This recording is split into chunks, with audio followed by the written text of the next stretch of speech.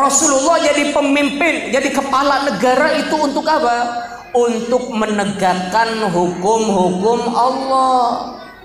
Jadi kalau ada orang jadi pemimpin tapi tidak untuk menegakkan hukum Allah, mohon maaf lahir dan batin, gak usah jadi pemimpin. Orang jadi pemimpin tidak mau menerapkan syariat Islam, gak usah jadi pemimpin. Karena tujuannya diadakannya pemimpin di tengah-tengah manusia agar kemudian dengan ia hukum-hukum Islam bisa diterapkan di tengah-tengah umat manusia. Sehingga kalau tidak mau menerapkan syariat Islam, udah nggak usah jadi pemimpin lagi.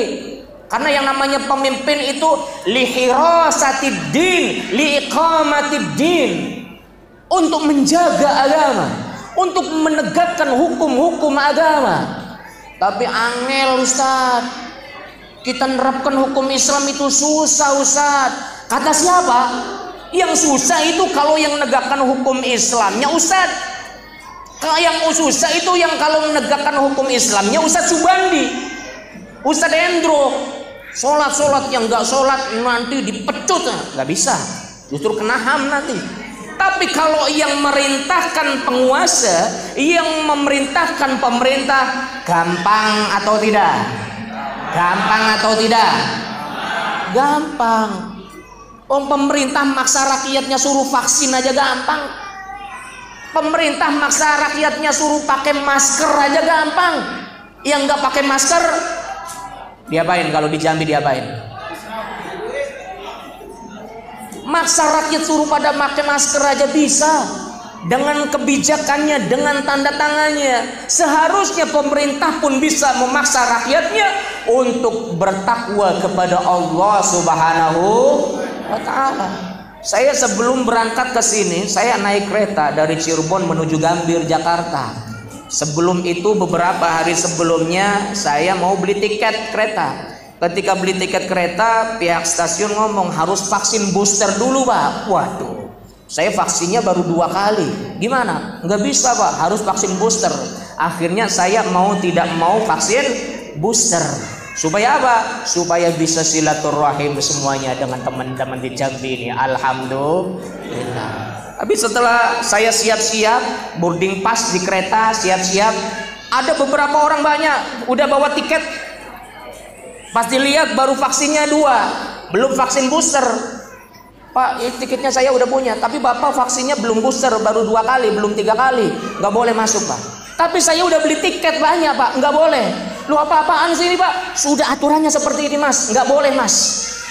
Pemerintah bisa maksa, pemerintah bisa ngatur, dan seharusnya kesempatan yang ada pada diri pemerintah digunakan untuk memaksa rakyatnya agar mereka menjalankan hukum-hukum Allah Subhanahu wa ta'ala.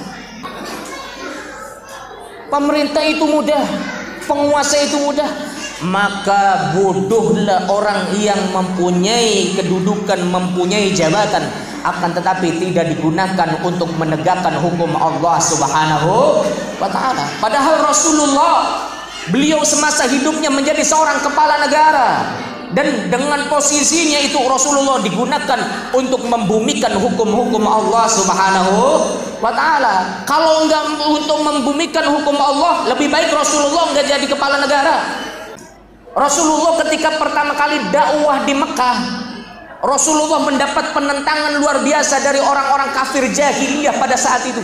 Sehingga berbagai macam strategi, berbagai macam skenario, berbagai macam cara dilakukan oleh orang-orang kafir jahiliyah, sehingga kemudian meredam dakwah Rasulullah Muhammad sallallahu alaihi wasallam.